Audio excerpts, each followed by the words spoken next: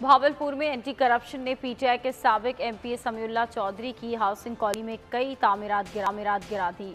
एक प्लाजा और फैक्ट्री को भी सील कर दिया गया। जाफर बिन यार से इस बारे में मजीद आगाही ले लेते हैं। जी बताइएगा जाफर बिन यार, किन इल्जामात पर ये कार्रवाई की गई है?